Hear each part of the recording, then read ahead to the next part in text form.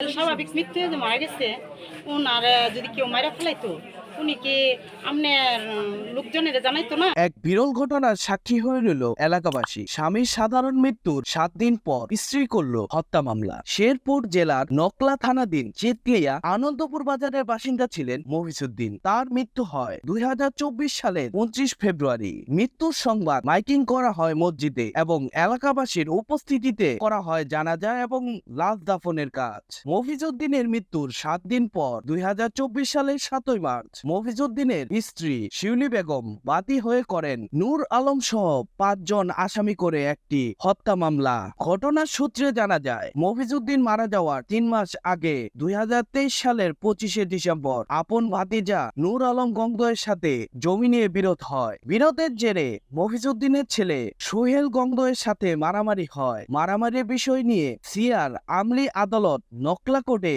29/1/2024 একটি মারামারির মামলা দায়ের করে নূর আলম সোহেল বিরুদ্ধে। মামলাটি আমলে নিয়ে নকলা থানা পুলিশকে তদন্তভার অর্পণ করেন কোর্ট। নকলা থানা পুলিশ তদন্ত শেষে 2002-24 তারিখে আসামিদের বিরুদ্ধে পেনাল কোডে চার্জশিট দাখিল করেন। স্থায়ী সূত্রে জানা যায় চার্জশিট আসামিদের বিপক্ষে আসায় তারা ক্ষিপ্ত হয়ে বাদী নূর আলম গঙ্গয়ের বিরুদ্ধে আসামি সোহেল গঙ্গয় পিতার স্বাভাবিক মৃত্যুকে মাকে দিয়ে হত্যার মামলা দায়ের করা হয়। স্থানীয়দের সূত্রে জানা যায় চার্জশিট আসামিদের বিপক্ষে আসায় তারা ক্ষিপ্ত হয়ে বাদী নূর আলম গঙ্গয়ের বিরুদ্ধে সোহেল গঙ্গয় তার পিতার স্বাভাবিক মৃত্যুকে তার মাকে দিয়ে মামলা করায়।